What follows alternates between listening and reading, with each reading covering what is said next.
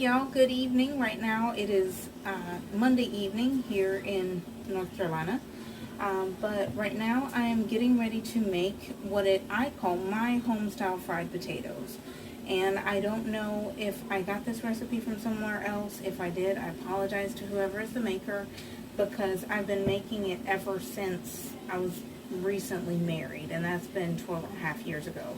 So I think that I kind of pretty much took all the different recipes that I had seen of homestyle fried potatoes and just kind of blended them in and made my own recipe. And so I have taken this to Hispanic potlucks. I've given this to my in-laws, and anytime that I've served it with anyone, I've given it to my own family, and it's always definitely been something that everyone has enjoyed. So hopefully this will be something that you will enjoy as well. If you dislike onion or green pepper, I can imagine you can probably figure out a way to either omit it, or you could, take it and blend it up, for example. I'm trying to think of ways that you could have the flavor if you want the flavor without having that texture in there. But at the same time, this is mine. This is my recipe as far as I know, and I hope that it will be a help for anybody that wants to try to make it. And here we go. Okay, so you may not be able to see very well, but I've got a pan. I actually have it's around maybe 1.5 tablespoons of butter in here, because I'm only going to be doing, it's a larger portion than what I can eat in one sitting, obviously, but at the same time, it's what I'm going to be taking with me, especially for tomorrow for work and whatnot like that. And so this is, like I said, it's definitely more than what I can eat in one sitting, but at the same time, I'm trying to give you a guesstimate on how much butter. You don't need a whole lot of butter. I've done before, I've made what would probably be around 2.5 pounds of potatoes. I've done them like this, and I only used about a half of a stick of butter.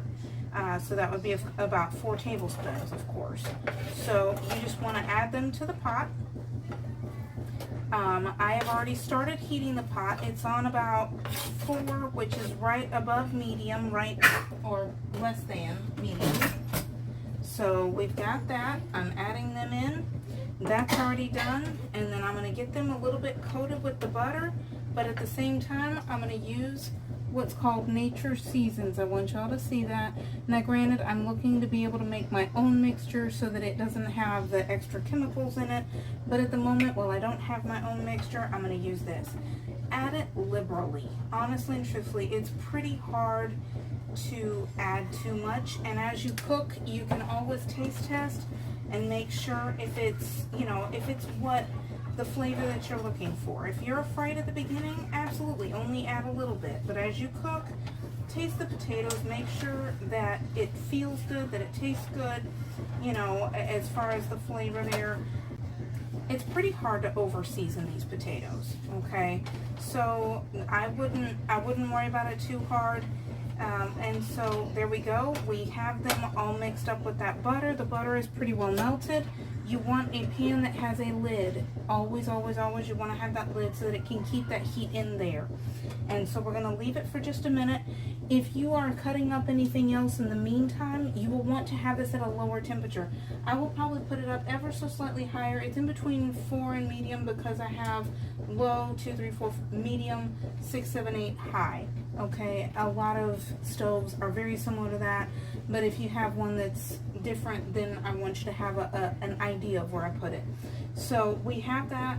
You want to keep it with the lid on there so that you can keep that heat trapped in that dish as much as possible, so that that trapped in heat can help to cook those vegetables.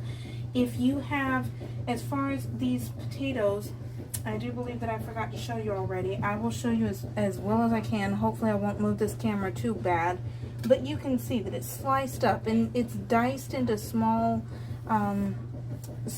pieces. I will take one out real quick in just a second, just to show you what they look like.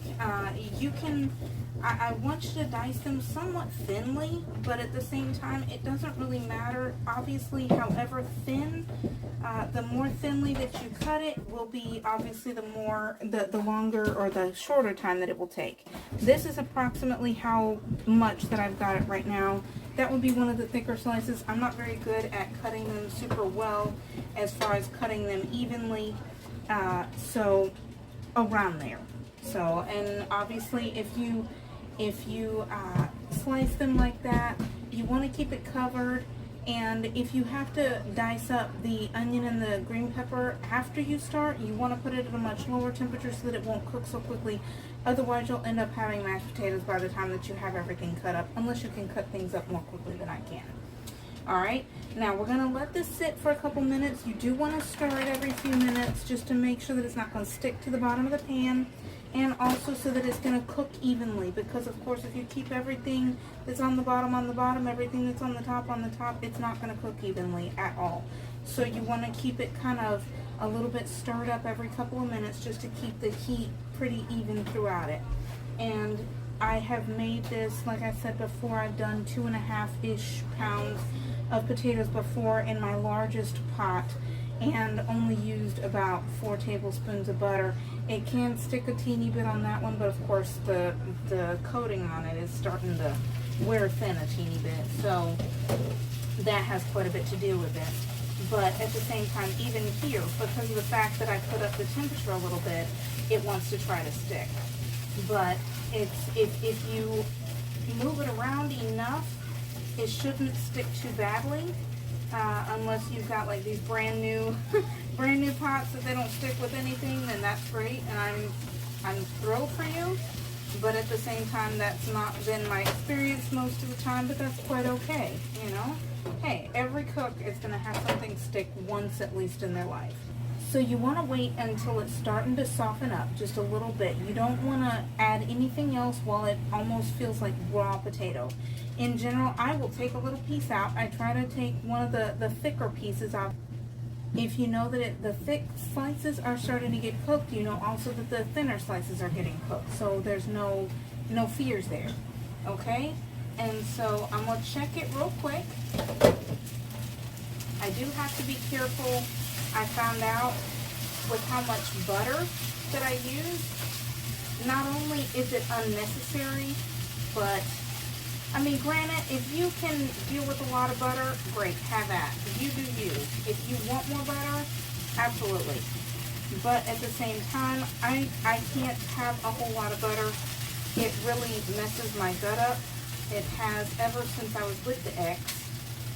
It is especially stress related. And that is very typical with domestic abuse, domestic violence, because you're constantly walking on eggshells. You don't know how that person is going to be when they get home. And if you're in such of a relationship, I hope that you can start to look for a way to get out of that relationship, be it a partner, be it a parent, be it a friend, because really and truly abusers don't have friends, they have fans, or a boss. Relationships with abusers can be anything.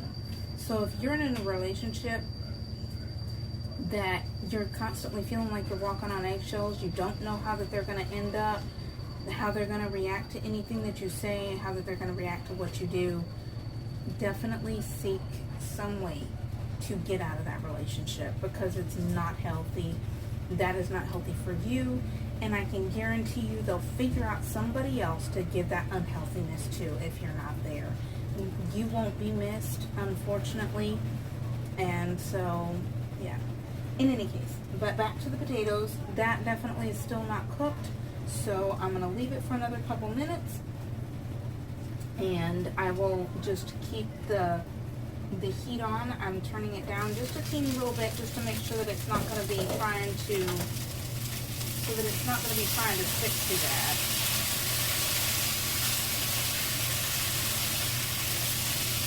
Doesn't that sound beautiful though? Oh my. Alright. And the beautiful thing is too, now granted, not all the time, but definitely if it starts to stick a teeny little bit, not bad. If it starts to stick a teeny little bit, like right before you start to put in the green pepper and the onion, you want to put that in at the same time. If you have that start to stick before that, that green pepper and onion will let off just a teeny little more and a little bit of moisture, and it will help to loosen up whatever that is stuck on the bottom of the pan in general. So hopefully that'll be helpful for anybody that might get worried, oh, something's getting stuck. So, okay, I'm thinking that it very well may be ready. I'm going to check in just one moment, and we're going to see if this is ready to come and get everything out. Probably just about there. It should be, I would imagine. So, now it is ready. So, you want to add your onion and green pepper, which of course, I've got onion on one side, the green pepper. You don't necessarily have to have even amounts. It depends on what you like. I have definitely also used jalapeno peppers. You can use, depending on your enjoyment of heat, you can use Serrano peppers. You can use even poblano peppers. It depends on, because those three peppers in general have a very, very similar flavor, just usually different heat profiles, okay? You're gonna have something that'll be quite a bit more spicy usually, most of the time. If it's a serrano pepper as compared to a jalapeno, and typically a poblano pepper is going to be spicier than the serrano. Okay. Now, granted, it's not always that way. Sometimes you get the luck of the draw, and it's just not like that. So, in any case, you want to leave that there. You're going to leave that for just a minute to kind of, you just want those vegetables to soften up. That's all you really need. You don't need for them to cook thoroughly, because it's almost kind of nice to have a teeny little bit of firmness to it. Not crunch, firmness. Okay? And in the meantime, I just realized that I had forgotten to dice up. I have sandwich meat ham. And so I will go ahead and get that cut up while that's getting done, and we'll add that in just a moment. Alright, it's starting to look like we're pretty well ready for the next part, which is diced up lunch meat ham. Okay?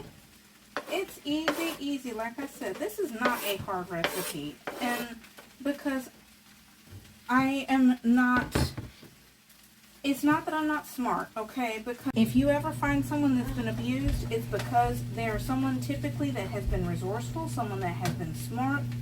And that's not to toot my own horn, it's just to say in general, if you find a survivor of domestic violence, be he or she, male or female, they are generally going to be a smart, very kind, very resourceful person, because usually that abuse will help them to see other people are going through it too. And they're just going to be the people that are still ready to give you the shirt off their back. Definitely wary, but still ready to give you the shirt off their back. So anyways, we've got this. We've got the meats now in there. You just want that to get heated up. That's all. You don't need anything else. And actually, in the meantime, while that's getting heated up, I can start to get this cheese ready. You can start putting the cheese out, and where that you just want to take, I take regular old American cheese. Now granted, if you want to be more adventurous than me, hey, have at. You know, and I will put, I usually, but in part because I started with this and I know that it works. You know, hey, if, like they say, if it ain't broke, don't fix it kind of thing. So I like American cheese because that's what I've used ever since the beginning. But if you want to do something else, if you want to do like pepper jack, Monterey Jack, check out cheddar. You know, if you want to try, absolutely, go for it. Do whatever you feel like sounds good to you, or whatever you have at home at the time. You know, hey, you don't have to go just straight my recipe. Nobody does, because different people, different tastes, different enjoyment. So absolutely, this stuff should be ready. So we're just going to take this cheese, lay it on top. Not hard. I think that you can probably well see it pretty well. I'm just going to cover the top of it with this cheese. Okay? Then you put the top back on. You let it melt. And then you're done. Well, you do got to mix it back up. Okay, I will admit that. You do got to mix it back up. But otherwise, it's done. It's something that is so simple, so basic, and yet it's so delicious. There is no, I mean, you can serve this if you want. You can serve it by yourself, by itself. You can serve it on bread. You can serve it with toast. You can serve it in tacos, okay? Because honestly and truthfully, I found out when I was married to the ex that for a Mexican, anything inside of a tortilla is a taco. Can't tell you how many times that I made these potatoes, and the next morning if there was some left over, I would make him tacos with this for his lunch. So, you know, hey, a taco is anything inside of a tortilla. Usually, if you're going to have formal, I guess you could say, tacos, you're going to want your cilantro and your onion and stuff like that. Usually with some, what is it called? Pepino is, all of a sudden my brain is only speaking Spanish. Cucumber and radishes and things like that. That's going to be a real Mexican taco, okay? Most people, if you live around the border, this is going to be old news to you. It's like, duh, we already know that. But at the same time, as far as if you don't live near the border and don't know anything about Mexican cooking, yeah. Anything that you'll find at Taco Bell is not even remotely authentic, okay? Because some things that they sell, even at lots of quote-unquote Mexican restaurants, even around here, are not even actual Mexican food. And we aren't talking about the hamburgers. We're talking about fajitas and things like that. So, but anyways, like I said, you just take this, you figure out how much cheese that you want. Everybody's enjoyment of cheese may be different, okay? I just add it till it pretty well looks pretty well coated. Everything is coated with cheese, okay? If you need, I have in the past, definitely, I've kind of started to stir it up and it didn't feel like it was enough cheese, so I just added another slice or two of the American cheese, added it on there, let it melt, and then stirred it back up, and voila, it was exactly what I wanted. So here we are. I forgot to check it and make sure that the seasoning was good. I will check that in a moment after I'm done with the video. But hey, you can check it as you wish during the cooking process. I can turn this off because it's ready to go. I will show you real quick, hopefully without having it tip over. Okay, let's get this out the way. All right, that's beautiful. It's all done. So I hope that that's been a help. I hope that this recipe, if you so decide to use it, I hope that it will be something that you really thoroughly enjoy, because I know that I do, the ex did, my in-laws have, the Hispanics that I have given it to at potlucks have certainly enjoyed it. I was asked actually about this by one of the people at the potluck that I took it to a week ago Sunday, I believe it was. I was asked about my recipe, so, because they said that they wanted to include it for Thanksgiving, and I'm like, hey, why not, you know? Everybody has different things for Thanksgiving, and so if I can be a help, I'm thrilled to do it. So, anyways, and I think that that's pretty much it. So if you've enjoyed my video, I hope you like it. I hope you subscribe to my channel if you so desire, and I hope you have a delicious day.